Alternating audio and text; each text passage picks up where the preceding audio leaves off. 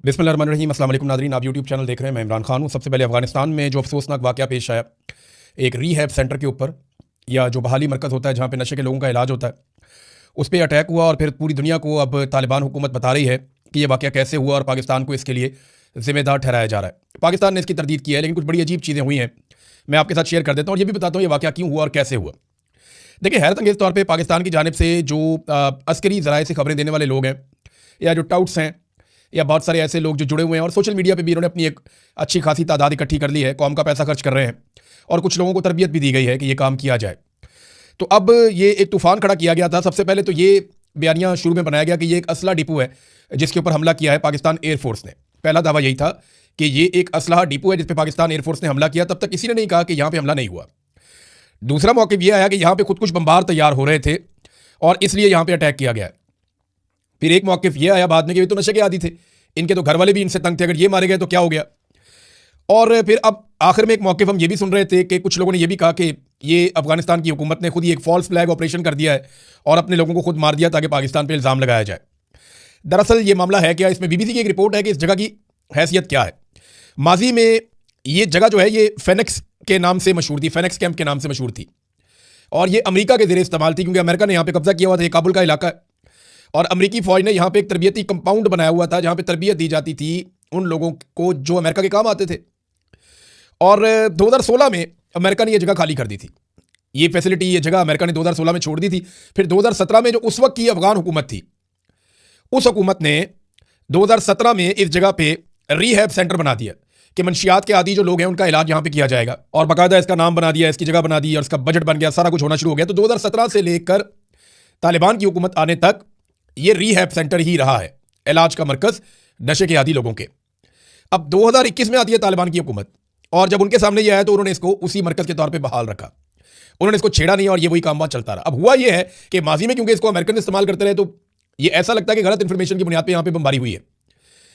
ये जो एक बमबारी ईरान के अंदर हुई है ना बच्चियों के स्कूल पे, 2016 तक ये जगह भी किसी और मकसद के लिए इस्तेमाल होती रही है।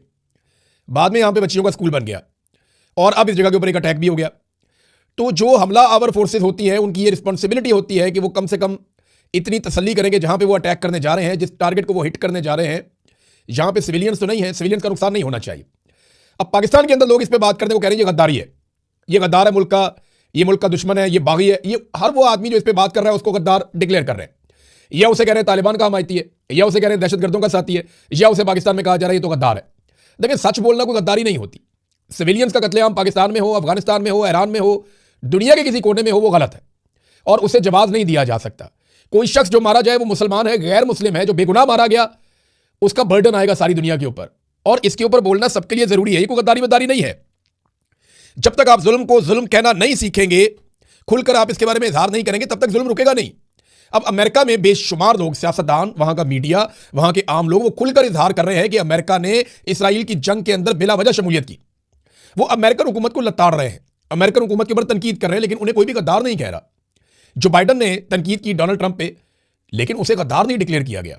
बहुत सारे डोनाल्ड ट्रंप के अपने साथी हैं, वो तनकीद कर रहे हैं डोनाल्ड ट्रंप पे और जंग के फैसले पे और अमेरिकी जंग की मुखालफत कर रहे हैं, लेकिन उनमें से किसी को भी गद्दार डिक्लेयर नहीं किया गया। हत्ता कि जो फौजी मारे गए हैं उनकी फैमिलीज की जानिब से भी स्टेटमेंट आया, ये मेरे पास मौजूद है यहाँ पे।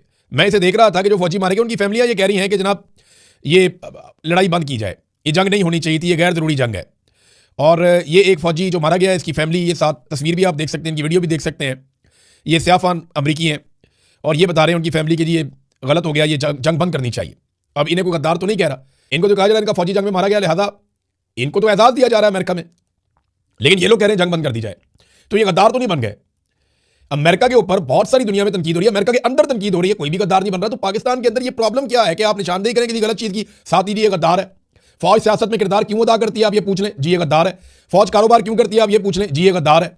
फौज का क्या काम है बाकी चीजों में, जी ये गद्दार है। और अगर आप ये पूछ लें कि जनाब इंटेलिजेंस एजेंसीज कामयाब क्यों नहीं हो पा रही और क्यों दहशतगर्दी को नहीं रोक पा रही, जी ये गद्दार है। तो हर बात पे यहां गद्दारी का सर्टिफिकेट लेकर लोग खड़े हो जाते हैं बिला वजह। अब पूरी दुनिया से इसके ऊपर आवाज उठ रही है। ये यूएन न्यूज यहां से बाकायदा आवाज उठी और यूएन हेल्थ एजेंसी WHO उन्होंने इसकी मजम्मत की है और 400 लोग अफगानिस्तान में मारे गए जो रिपोर्ट हुए हैं। अब इस पर अक़वाम मुत्तहिदा के जो लोग अफगानिस्तान में मिशन मौजूद है वो तस्दीक कर रहे हैं कि यहाँ पे बड़ी तादाद में हलाकतें हुई हैं। अफगानिस्तान की गवर्नमेंट जो है वो डिप्लोमेट्स को, दुनिया भर के जितने भी वहाँ पे मिशन मौजूद हैं, आलमी तंजीमें मौजूद हैं, वो उन सबको बुला के ब्रीफिंग दे रहे हैं, दिखा भी रहे हैं। कई जो सहाफ़ी हैं या बैनुल अक़वामी इदारों से मुंसलिक लोग हैं, BBC है, बाकी और लोग हैं, वो सारे ये कह रहे हैं कि हमने खुद जाकर देखा है कि बहुत बड़ी तादाद में लोग वहाँ जले हुए पड़े थे। और मकामी लोगों से जहाँ से भी पूछा तो सबने ये बताया कि ये एक रीहैब सेंटर था। अब पाकिस्तान ने यह कह दिया कि हमने इसके ऊपर अटैक नहीं किया, लेकिन अभी तक कोई ऑफिशियल स्टेटमेंट बाकायदा DGISPR की जानिब से कोई ऐसा नहीं आया जिसके ऊपर हम ये कहें। देखिए 21 अक्टूबर 2025 को डोनाल्ड ट्रंप ने धमकी लगाई थी। धमकी क्या थी, जरा ये आप धमकी देखें। डोनाल्ड ट्रंप ने जो धमकी लगाई थी 21 अक्टूबर 2025 को, वो धमकी थी, if Afghanistan doesn't give Bagram air base back to those that build it. अगर बगराम एयर बेस को बिल्ड करने वालों या बनाने वालों को अगर अफगानिस्तान की हुकूमत ने ये एयर बेस वापस ना की, the United States of America यानी अमेरिका को वापस ना की, bad things are going to happen, उनके साथ फिर बहुत बुरा होगा। अब ये वही बुरा है जो उनके साथ हो रहा है, क्योंकि 21 सितंबर 2025 को ट्रंप ने धमकी लगाई और पाकिस्तान ने जो पहला अटैक किया था, वो पाकिस्तान ने पहला अटैक किया था 9 अक्टूबर 2025 को, यानी इसके ठीक 18-19 दिन के बाद पाकिस्तान ने पहला हमला कर दिया था अफगानिस्तान के ऊपर एयर स्ट्राइक। और जो पाकिस्तान ने पहला अटैक किया था वो काबुल पे, खोस्त पे, जलालाबाद पे और पक्तिका पे हुआ था। अब मामला यह है कि दहशतगर्दी पाकिस्तान से बड़े लंबे अरसे में चल रही है। देखिए, हमें पकड़ना है उन जर्नैलों को जो दहशतगर्दों को पाकिस्तान में लेकर आए। हमें पकड़ना है उन सारे लोगों को जो दहशतगर्दों को फैसिलिटेट करते हैं, जिन्होंने दहशतगर्द बनाए। ये नेक्सेस आपको तोड़ना पड़ेगा पाकिस्तान में। ये जो गुड तालिबान बैड तालिबान है, इसको खत्म करना पड़ेगा पाकिस्तान में। पाकिस्तान को अपना हाउस इन ऑर्डर करना पड़ेगा। अफगानिस्तान के अंदर भी दहशतगर्दी होती है। इमरान खान ने फॉर्मूला दिया था, अफगान हुकूमत के साथ बात करें, मकामी कबाइल को इकट्ठा करें और मिलकर दहशतगर्दों को खत्म कर दें और दोबारा दहशतगर्दी फिर सर ना उठाए। लेकिन बाई डिजाइन इन दहशतगर्दों को पहले बनाया गया, फिर तैयार किया गया, फिर इनके नारे लगाए गए, फिर इनके नगमे बनाए गए, फिर इनसे डॉलर कमाए गए, फिर इनके साथ मिलकर जंगें लड़ी गई, बाद में इनको लाकर बसाया गया और अब उनसे लड़ने के नाम के ऊपर एक और जंग शुरू कर दी है। इस जंग में भी पैसा है, इस जंग में भी दौलत है, इस जंग में भी फायदा है।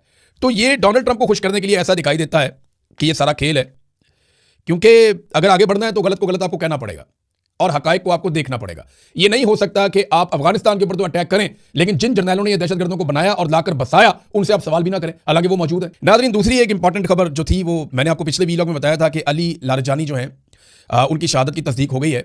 इससे पहले मैंने आपको खबर दी थी कि ईरान के अंदर ये कहा जा रहा था कि नहीं, शहादत नहीं हुई, लेकिन बिलाखिर तस्दीक हो गई कि अली लारजानी की शहादत हो गई है और उनके अपने अकाउंट से इसको तस्दीक किया गया। बिस्मिल्लाहिर्रहमानिर्रहीम।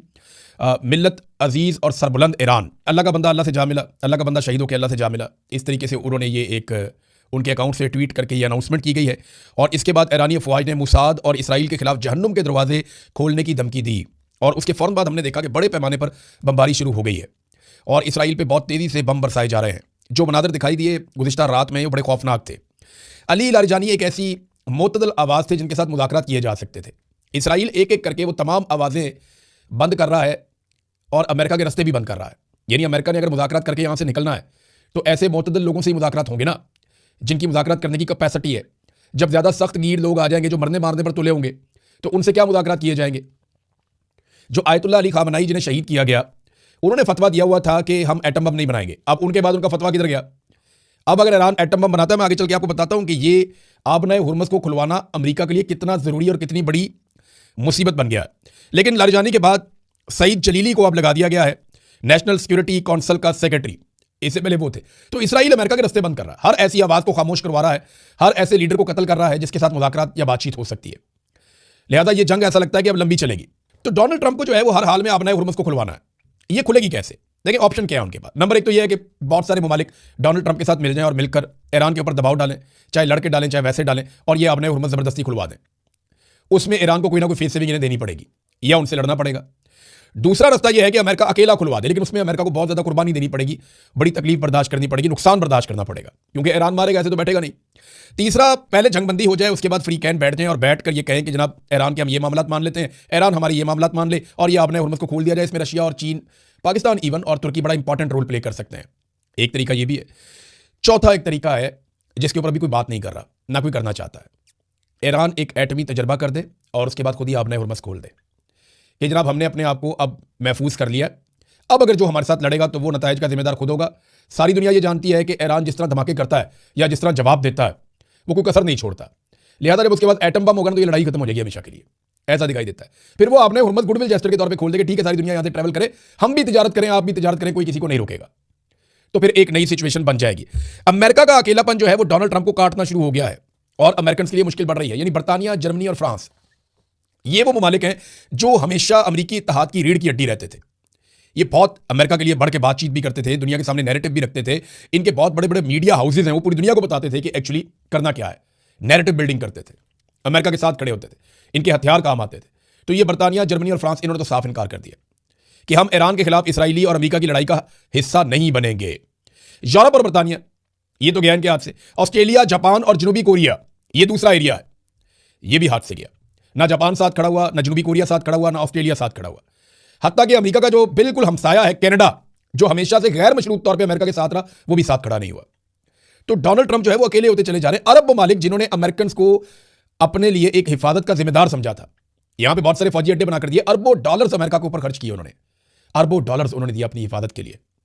वो जो अरब ममालिक हैं वो भी अब देख रहे हैं कि हमारी हिफाजत नहीं हो पाई। उन्होंने अमेरिकन को यहां से दौड़ते हुए देखा, वो अपने बहरी बेड़े उठा के किधर पीछे ले गए पानियों में कि ईरान उन्हें तबाही ना कर दे।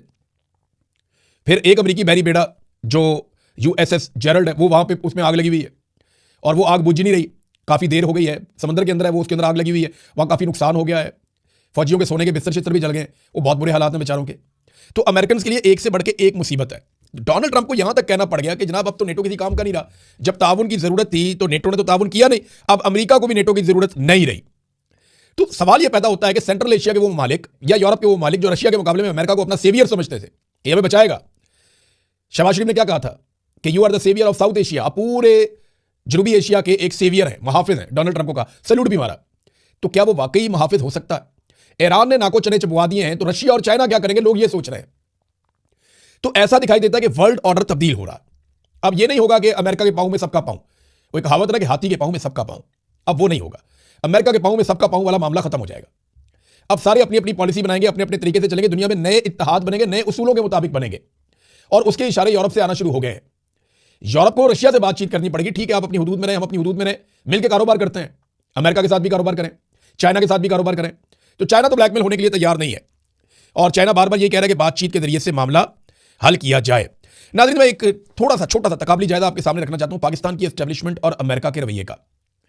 इन दोनों में ना बहुत सारी चीजें सिमिलर थी और दोनों के साथ एक ही तरह की चीज हो गई। जो अमेरिका के साथ हुआ ना, वही पाकिस्तान की मिलिट्री एस्टेब्लिशमेंट के साथ भी हुआ। इनकी सोच एक जैसी थी, ये दोनों समझते थे कि ये दोनों चाहे जो चाहे करें, यानी अमेरिका समझता था पूरी दुनिया में जो चाहे करे, पाकिस्तान की एस्टेब्लिशमेंट समझती थी पाकिस्तान में जो चाहे करे, कोई पूछने वाला नहीं है। इन दोनों को लगता था कि गैर मशरूत हमायत हमेशा इनके साथ रहेगी। अमेरिका को लगता था पूरी दुनिया की हमायत उनके साथ रहेगी, और पाकिस्तान की एस्टेब्लिशमेंट को लगता था सारी सियासी जमातें, पाकिस्तान के सारे ग्रुप, मौलवी, मीडिया, सारे हमारे साथ हमायत हमेशा करते रहेंगे। ये दोनों ये समझते थे कि हीरो भी हम हैं, मुहाफिज भी हम हैं, सबसे बेहतर और सबसे अफजल हम हैं। ये एक कॉम्प्लेक्स इनके अंदर था, जनाब हम शानदार हैं, हमसे बेहतर कोई नहीं है। ये सुपीरियरिटी इनके अंदर एक थी, एक सोच थी इनके अंदर, पाकिस्तान की एस्टेब्लिशमेंट में भी और अमेरिका के अंदर भी। तो जिसको चाहे हम इक्तदार दे दें दुनिया में, ये अमेरिका सोचता था, और पाकिस्तान की एस्टेब्लिशमेंट सोचती थी कि पाकिस्तान में हम जिसको चाहे इक्तदार दे दें और जिसको चाहे इक्तदार से निकाल दें। और यही फार्मूला अमेरिका पूरी दुनिया में करता था। यानी अमेरिका पूरी दुनिया के साथ जो करता था, पाकिस्तान की एस्टेब्लिशमेंट पाकिस्तान के साथ वो करती थी। फिर ये अपने आप को नाकाबिले तस्खीर भी समझते थे। अमेरिका को ये लगता था हमें कोई शिकस्त दे ही नहीं सकता, सवाल ही पैदा नहीं होता। पाकिस्तान की मिलिट्री एस्टेब्लिशमेंट को भी लगता था पाकिस्तान में हमें कोई शिकस्त नहीं दे सकता, इनकी सोच भी यही थी। फिर ये सोचते थे कि हम हर मुखालिफ को निशाने इबरत बना देंगे। अमेरिका को भी ये लगता था और पाकिस्तान की मिलिट्री एस्टेब्लिशमेंट को भी ये लगता था। अमेरिका ने जिस जिस मुल्क का रुख किया वहां पे तबाही और बर्बादी फेर दी, लेकिन पाकिस्तान की मिलिट्री एस्टेब्लिशमेंट ने भी हर एक को अपने ताबे कर दिया या तबाह बर्बाद कर दिया, जो खिलाफ खड़ा हुआ उसको मार दिया। तो ये दोनों की मिथ टूट गई। पाकिस्तान की एस्टेब्लिशमेंट की मिथ तोड़ दी इमरान खान ने।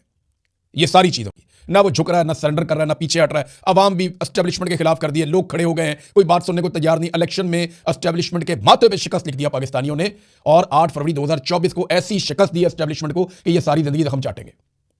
और यही काम अमेरिका के साथ ईरान ने भी कर दिया। मिथ ही टूट गई, नाकाबिले तस्खीर, कोई बम नहीं जा सकता, कोई मार नहीं सकता, कोई पूछ नहीं सकता।